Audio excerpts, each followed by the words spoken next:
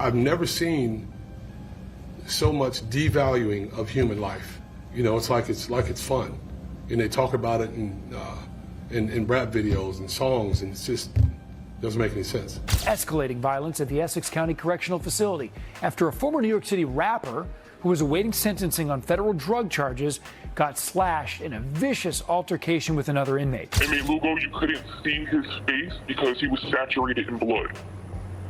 You couldn't see it at the time because his whole face was saturated in blood and his whole uniform was saturated in blood. Sheriff's deputies pulling out a man who had been shot in an SUV. Savannah rapper Quando, a passenger in that car, frantic at the sight. This may come as a shock to some people, but there are rappers out there who might not see the end of 2025. I've never seen so much devaluing of human life. You know, it's like it's fun, and they talk about it in rap videos and songs, and it just doesn't make any sense. Now, you might think that sounds a bit extreme, but if you really look at the pattern of violence in the rap community, it starts to make sense. Over the past few decades, the number of rappers offed each year has been steadily increasing. Back in the 90s, it was considered shocking when 1 or 2 rappers were offed in a year. Huge funerals, extensive media coverage, and mourning from the hip-hop community would follow. But fast forward to today, and the numbers are on a completely different level. In just the past few years, the frequency of rapper deaths has escalated. In 2020, we lost 21 rappers. A rising rap star shot to death before sunrise in a Hollywood Hills home. Police say 20-year-old Bashar Jackson, who went by Pop Smoke, was gunned down when several suspects broke in to rob him. In 2021, that number jumped to 29. The Memphis police chief is asking everyone to stay home tonight after rapper Youngsta is gunned down at a South Memphis cookie shop. 2022 saw 11 rappers lose their lives, while 2023 claimed 13. Well, fans are mourning the popular rapper reportedly killed today at Roscoe's House of Chicken and Waffles. TMZ reports PNB Rock was shot to death while eating lunch at a restaurant in South LA. And here we are, in 2024, and so far, we've already lost 12 rappers. Now cars filled with bullet holes are at the center of an investigation to find out why famous rapper Julio Fulio, who just turned 26, was shot dead early this morning. At this rate, it's hard to deny that the trend is alarming. If this pattern continues, it's unfortunately safe to assume that some of the rappers out there today might not live to see 2025. The reasons are painfully clear. Many of these rappers are still deeply involved in gang wars and street violence, and they aren't shy about openly dissing their rivals in songs and on social media. In this world, retaliation is almost inevitable, and it's often just a matter of time before violence catches up to them. One of the rappers who finds himself at high risk is K-Flock. Back in 2020, K-Flock was skyrocketing to fame. His music was blowing up, and it seemed like he was poised to dominate the drill scene, especially in the Bronx. But much like Chicago drill back in its early days, the Bronx drill scene is about more than just music. Almost every rapper is gang affiliated, and the real-life beefs happening in the streets spill over into the music. K-Flock's situation is no different. At the start, Flock and fellow Bronx rapper Edot Baby were on good terms. They were cool with each other, even collaborating.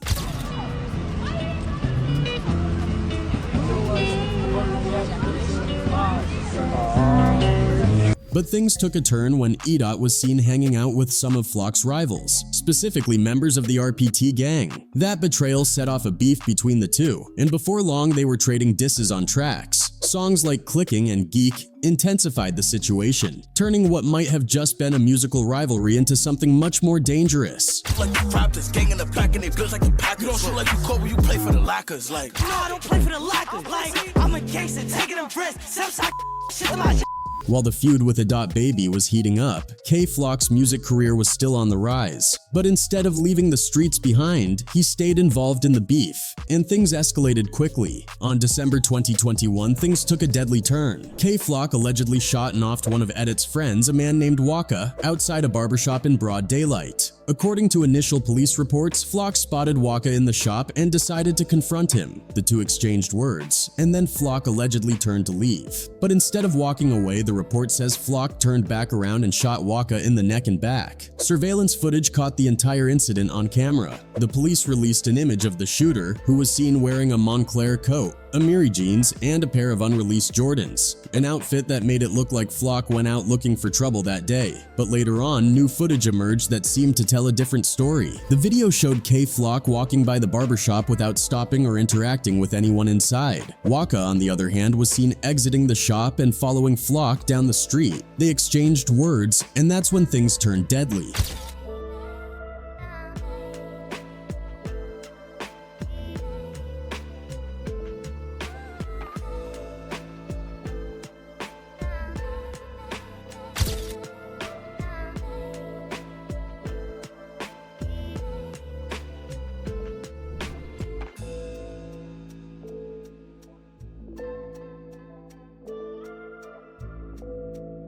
Flock eventually turned himself in for the MDR, but his legal team is arguing that it was self-defense. Based on the footage, it seems like Waka may have been the one to initiate the confrontation, which could work in Flock's favor. But that's just the beginning of his legal troubles. While fans were hopeful in December 2022 when Flock said in a jail call that he would be coming home soon, things took a major turn in February 2023. The US Department of Justice handed down a massive RICO indictment targeting 8 alleged members of the Sevside and Third Side gangs, with K Flock named as one of the key players. According to the indictment, these two gangs were responsible for terrorizing the Bronx with violence between 2019 and 2022. The MDR of Waka is included in the RICO case, but it doesn't stop there. Flock is also facing charges for allegedly firing shots at rival gang members in June 2020 and again in November 2021. While beating a MDR charge might be possible if his lawyers can prove self-defense, RICO charges are an entirely different beast. Getting out of a RICO case is nearly impossible without cutting a deal or snitching, and based on how things are looking, the feds don't seem interested in giving Flock any leniency. If convicted, K Flock is looking at a minimum of life in prison. Depending on the outcome, he could even face the death penalty. And even though he's currently behind bars, his gang ties still make him a target for potential violence, whether from rival gangs or even from people within his own circle. Next up is Kasanova, a rapper whose career was booming before things took a sharp turn. Known for his gritty music and wild persona, Kasanova's world came crashing down when he faced some serious charges that no one saw coming.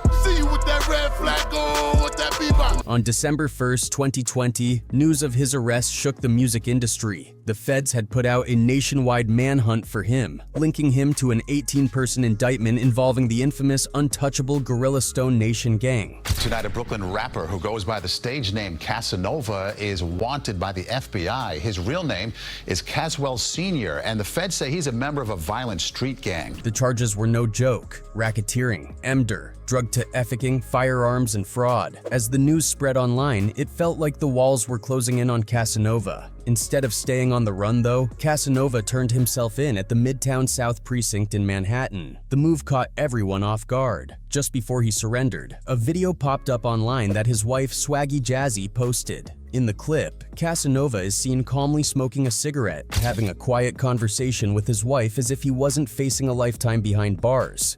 Going in, baby, I love you like cook food. I'm a whole gangster, tough dude.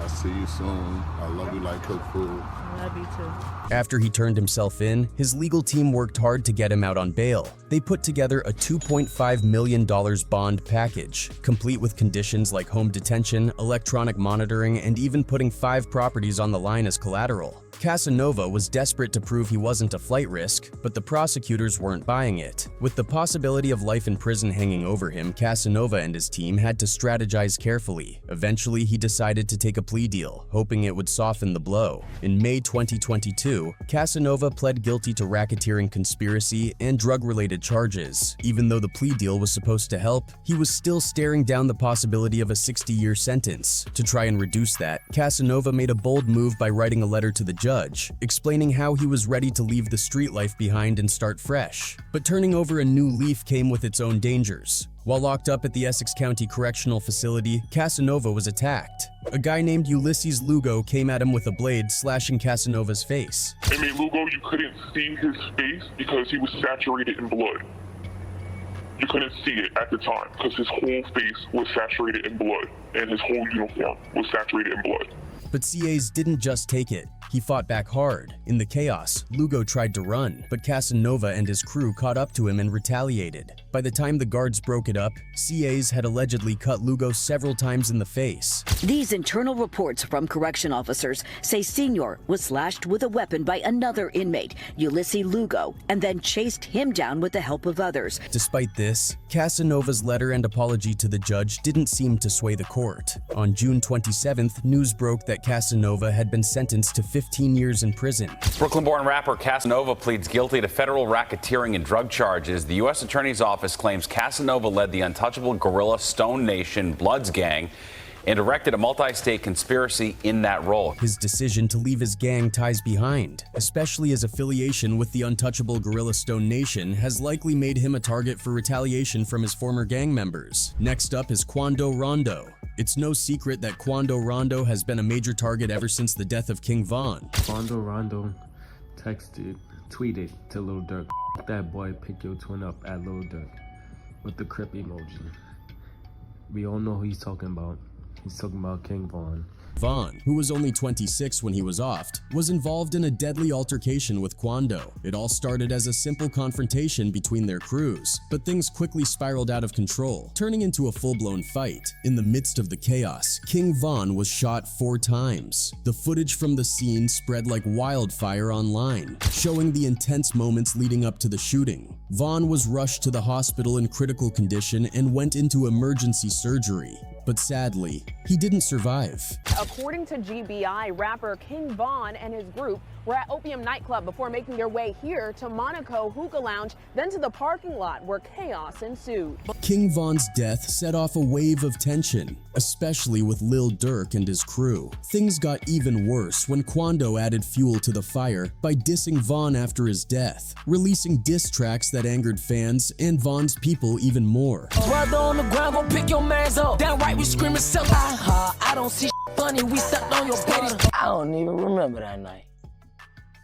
That was so long ago. There were even rumors that Lil Durk allegedly bought out one of Quando's shows, forcing him to cancel the performance. But canceling shows might be the least of Quando's problems. With all the bad blood between Quando's camp and Von's crew, retaliation could be lurking around the corner. Given the heated tensions, it's clear that Quando Rondo is a prime target. And then we have Youngsta, another rapper who's had his fair share of beef in the industry. One of the biggest and most well-known feuds Ace had was with the late Julio Fulio. Back in 2021, there was a song that everyone on social media couldn't stop talking about, Who I Smoke by Youngsta. This track didn't just make waves, it shed light on one of the deadliest rap feuds brewing for years in Jacksonville, Florida. These Jacksonville rappers had this unique style of dropping clues about revenge K-ings in their music videos, often using beats from classic pop songs and layering them with some of the most sinister lyrics. Youngsta and his crew took Vanessa Carlton's 1,000 Miles, flipped it completely, and filmed the video on a posh golf course, smoking cigars and dancing while the lyrics celebrated the deaths of Fulio's crew from North Jacksonville. Who I Smoke went viral almost instantly, racking up 16 million views in just a month and getting reactions from all the big influencers online. Who I Smoke. Say it. No! Hey, Fulio, come get this. With such a bold move from Youngsta, Fulio felt the need to hit back even harder. Fulio took a classic Fantasia song, remixed it, and for the music video, he printed out a massive poster of 2 of Ace's friends and his blood brother who had died beside Ace in a drive-by shooting outside a Japanese steakhouse. Ace was the only survivor in that car attack. Pop Smoke came out of nowhere, went crazy, kind of made it more mainstream to where people who don't even know y'all, they were tapped into it. I took it too far when they made a song first. Speaking of, once the dead get involved, it's already too far. Was lost until they found them in that bag. Corbin Johnson was last seen alive in July of last year. Then last Friday, a man discovered the victim's skeletal remains. From that point on, Foolio's crew and Young Ace's crew began a back and forth of diss tracks aimed squarely at each other, each song embedded with hidden messages and taunts which eventually led to the death of Foolio. Now, La Croca, a close associate of Foolio, who's been hitting up Instagram Live talking about how Young Ace and the ATK crew are laying low in their homes. This guy's basically suggesting that KTA is actively hunting for Ace and his people, and the only reason we haven't heard about another tragedy is because they're keeping a low profile. And Ace didn't do himself any favors either when, just hours after Foolio's death, he dropped diss tracks claiming credit for the hit and gave interviews throwing shade at Foolio's passing. I'm sipping on my drink. Get me right now. Just got me right now. Well, first of all, we had a special request. You had Don Julio Reposado. It's a drink of preference? Yeah. Wow. Every time I go somewhere, I be with this. Some might see this as typical behavior in the gang world, but as more info comes out, it's making Ace look more and more suspicious. For instance, some guy went online recently claiming he's the one who actually emdered Foolio for a payout of $10,000 allegedly from Young Ace. I did that, you feel me? I handled that because, you know, Ace had that money on his head, you know, Ace had him put that 10K up. Told me to slide, told me to smack fool, because you know he got tired of that running his mouth playing all the time, you feel me? Now sure, this guy might be clout chasing for views, but if you know how these things work in the streets, you know that it doesn't matter if Ace put out the hit or not. What really matters is what people think. If Foolio's people believe Ace had something to do with it, they're going to want to make him pay whether he's guilty or not. Gangs aren't exactly known for their fact-checking or concern for evidence. And even though the authorities have come out saying they won't put up with any retaliation or revenge from rival gangs, the streets have their own set of rules, and they're not too concerned with what the police tolerate. Next up is Queso, who's likely got a target on his back due to his long-running feud with Julio Foolio and his deep ties to Florida's gang culture. He's been involved in a lot of street beefs alongside Young Ace, and Foolio's emder only makes the situation more dangerous for him. Queso, who is currently locked up with his father on charges for 2 emders, including the K-wording of Foolio's blood brother Bibby, played a significant role in the beef. After Bibby's emder, Queso infamously wore Bibby jerseys and took photos like trophies. He even released an album in 2019 with images of his dead rivals on the cover, like a twisted Mount Rushmore of fallen enemies. Jacksonville Police, or JSO, are notorious for not solving cases. In fact, 70% of emders in the city go unsolved. This led to the online catchphrase JSO loves Queso, because Queso blatantly broadcasts his actions on social media. Despite this, all of Queso's songs have millions of views on YouTube, and he was even close with King Von. Queso even appeared in that infamous video where Quando, Rondo, and King Von were joking around before their tragic fallout. Dirty But back in Jacksonville, Queso had built quite a reputation for his ruthless behavior. One of his most infamous stunts was trying to organize a real-life teen deathmatch with his own cousins, who were part of the rival gang KTA. Where you at? Come on, I do a team deathmatch. Right now? Y'all 2 versus us 2. Look at my cousin. One of these cousins was Lil 9. Just a month after their heated online exchange, Lil 9 was ambushed while leaving a gas station. He was shot 12 times by a rifle from another car, causing his vehicle to crash into a nearby tire shop. Tragically, Lil 9 was pronounced dead at the scene. While people at the tire shop were desperately trying to revive him, Lil 9's friend, who had been with him during the attack, was frantically walking around the store filming the aftermath. Play.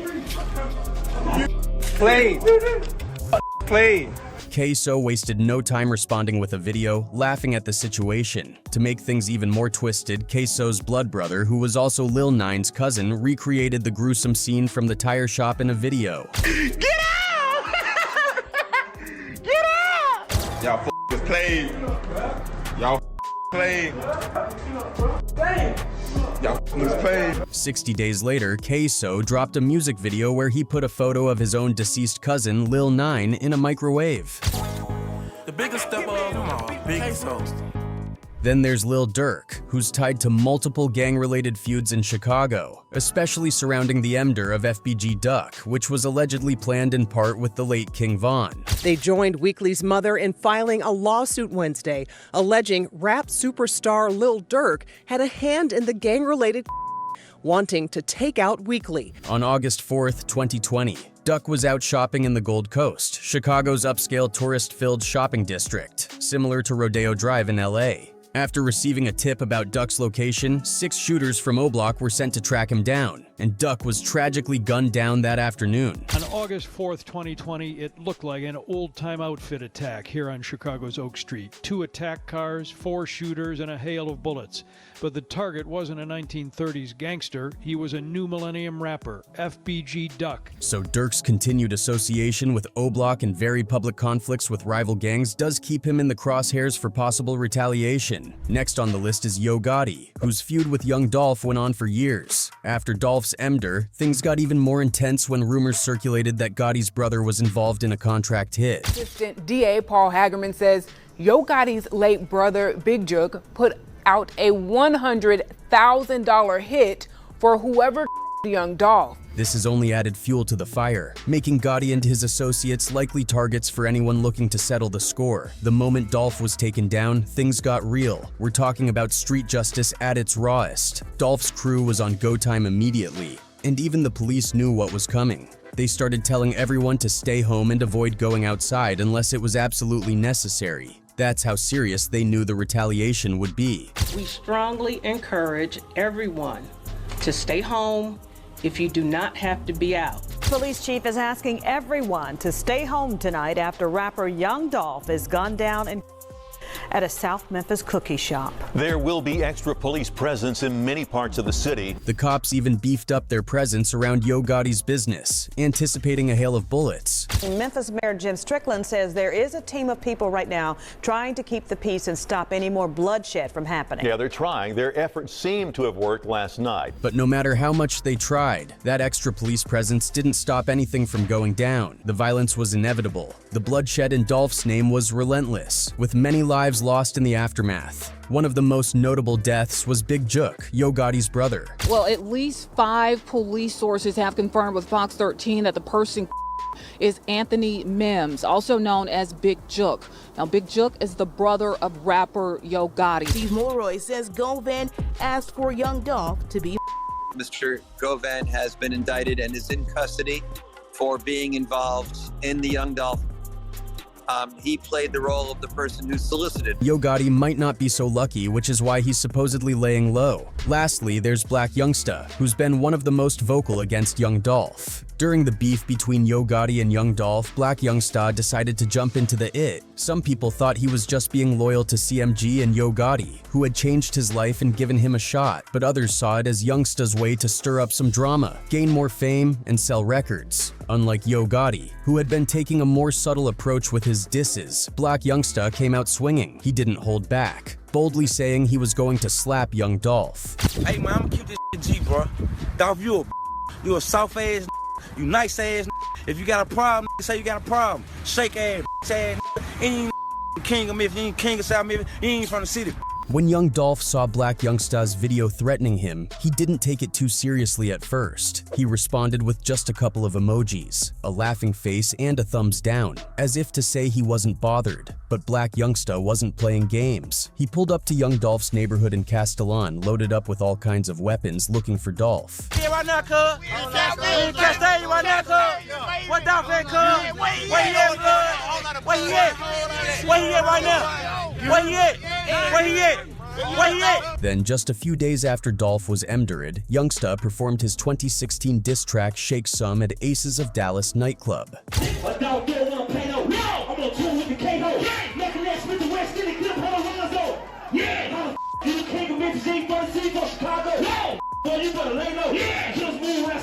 People online were not having it. They felt it was incredibly disrespectful and way out of line, especially given the circumstances. But instead of apologizing or backing down, Youngsta doubled down on the beef. He released a new music video for his track I'm Assuming, which he filmed in a graveyard. In the video, he rapped in front of a tombstone that read Thornton, a clear reference to Young Dolph's real last name.